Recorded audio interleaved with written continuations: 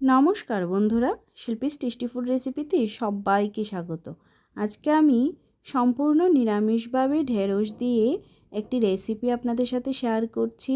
এভাবে ঢেঁড়সের রেসিপিটা বানালে খেতে খুবই সুস্বাদু হয়ে থাকে। তো চলুন দেখে নেই আজকে আমার এই রেসিপিটা। তার জন্য আমি এখানে 250 গ্রাম ঢেঁড়স নিয়েছি। ঢেঁড়সগুলোকে ভালো করে ধুয়ে হাফ করে কেটে নিয়েছি। এবার তাতে পরিমাণ মতো নুন আর হলুদ গুঁড়ো দিয়ে দিচ্ছি। কালারের জন্য সামান্য কাশ্মীরি লাল লঙ্কার গুঁড়ো দিচ্ছি। আর দিয়ে দিচ্ছি 1 চামচ পরিমাণ কর্নফ্লোর। আমি কর্নফ্লোর দিয়েছি, আপনারা এখানে বেসনও দিতে পারেন। এবার এগুলোকে ভালো করে মাখিয়ে নেব। একটু জল ছিটিয়ে দিয়ে দিলাম যাতে ঢেঁড়সের গায়ে মশলাগুলো লেগে যায়।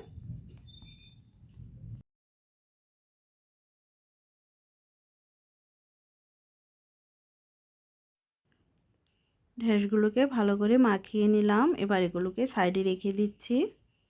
আর একটা বাটি নিয়ে নিলাম, তার মধ্যে 1 চামচ পোস্ত, 1 চামচ সর্ষে আর 4-5টা কাজু আর 3টে কাঁচা লঙ্কা নিয়ে নিলাম। এবার জল দিয়ে এগুলোকে 10 মিনিট ভিজিয়ে রেখে দেব। 10 মিনিট পর এগুলোকে গুঁড়ো করে নেব।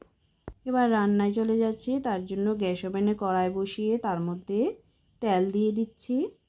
তেলটা গরম হয়ে গেলে তার মধ্যে ঢেঁড়সগুলোকে দিয়ে দিচ্ছি। ঢেঁড়সগুলোকে ভেজে নেব। 3-4 মিনিট টাইম নিয়ে মিডিয়াম ফ্লেমে আমি ঢেঁড়সগুলোকে ভেজে নিচ্ছি। আমার মতো করে একবার রেসিপিটা বাড়িতে ট্রাই করে দেখবেন, খুবই টেস্টি হয়ে থাকে। ঢেঁড়সগুলো ভাজা ভাজা হয়ে গেছে। এবার এগুলোকে নামিয়ে নেব। এগুলোকে নামিয়ে নিয়ে কড়াইয়ে সামান্য একটু তেল দিয়ে দিলাম।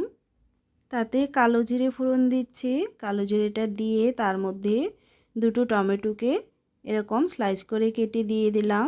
টমেটোটাকে নেড়ে নিচ্ছি। টমেটোটাকে তেলের সাথে নেড়ে নিয়ে তার মধ্যে পরিমাণ মতো নুন আর হলুদ গুঁড়ো দিয়ে দিচ্ছি। মিশিয়ে নেব। মিশিয়ে নিয়ে তার মধ্যে যে সর্ষে পোস্তর পেস্টটা করে রেখেছিলাম পেস্টটাকে দিয়ে দিলাম। এবার মিনিটখানেক এটাকে কষিয়ে নিচ্ছি।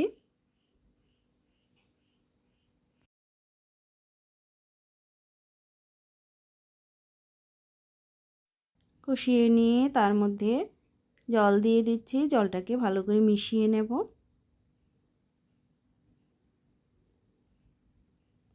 জলটাকে ভালো করে মিশিয়ে নিলাম। এবার 3টে চেরা কাঁচা লঙ্কা দিয়ে দিচ্ছি। এবার ঢাকা দিয়ে দিচ্ছি 3-4 মিনিটের জন্য। 3-4 মিনিট পর ঢাকনাটাকে খুলে নিচ্ছি, মিশিয়ে নেব। টমেটোগুলো সফট হয়ে গেছে, তবে টমেটোগুলো গলে যায়নি। আমি এরকম অবস্থাতেই টমেটোগুলো রেখে দেব। এবার তার মধ্যে ঢেঁড়সগুলোকে ঢেলে দিচ্ছি, মিশিয়ে নেব ভালো করে।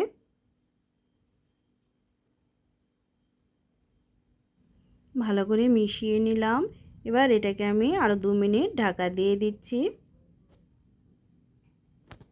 2 মিনিট পর ঢাকনাটাকে খুলে নিচ্ছি।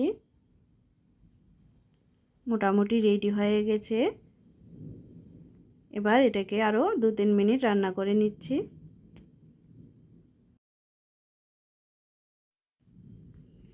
একদমই রেডি হয়ে গেছে সর্ষে পোস্ত দিয়ে ঢেঁড়সের তরকারিটা। এবার গ্যাস অফ করে নামিয়ে সার্ভ করে দেব। তো আমার আজকের রেসিপিটা যদি আপনাদের কাছে ভালো লেগে থাকে তাহলে ভিডিওটিতে একটা লাইক করবেন। নতুন বন্ধুদের কাছে চ্যানেলটা সাবস্ক্রাইব করার অনুরোধ রইল। দেখা হচ্ছে নেক্সট ভিডিওতে। সবাইকে ধন্যবাদ।